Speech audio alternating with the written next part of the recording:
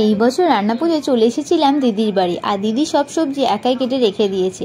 তার আগে বলি, এখানে লাইটের আলো খুব কম, তোমরা একটু কষ্ট করে দেখে নিও প্লিজ।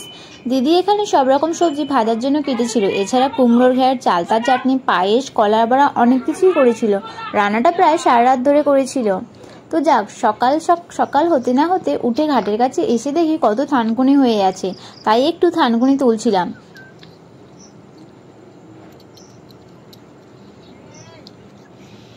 তারপর বাগানে গিয়ে বড়মশাই পুকুর থেকে একটা রূপচাঁদা মাছ ধরেছিল, সেটা এখন ছিপ থেকে মাছটাকে ছাড়াচ্ছে। পরে অবশ্য মাছটা পুকুরে ছেড়ে দিয়েছিল। তারপর বাড়ি গিয়ে দেখি সবাই পুজোর জোগাড় করছে। দিদি শ্বশুরমশাই পুজোর জোগাড়টা করে দিচ্ছিলেন।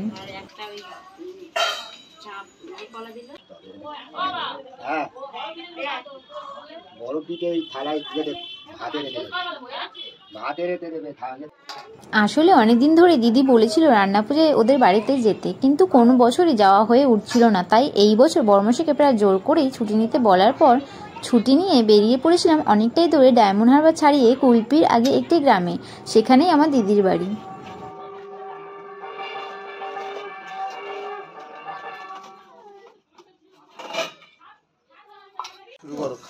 খাও না, তুমি তোমাকে খেতে বারণ করেছি। হ্যাঁ, তো আমরা খাওয়া দাওয়া করার পর বেরিয়ে পড়েছিলাম বাড়ির উদ্দেশ্যে। আর দিদিদের বাড়ি যাওয়ার রাস্তাটা দেখো, দুদিকে শুধু ধান গাছ আর ধান গাছ। তো যাই হোক, তো আমরা এখন ডায়মন্ড হারবার নদীর পাশ থেকেই যাচ্ছি, তাই ভাবলাম একটু ভিডিও করে নিই। তো ভিডিওটা ভালো লাগলে তোমরা প্লিজ একটু সাবস্ক্রাইব করে দিও আমার চ্যানেলটি।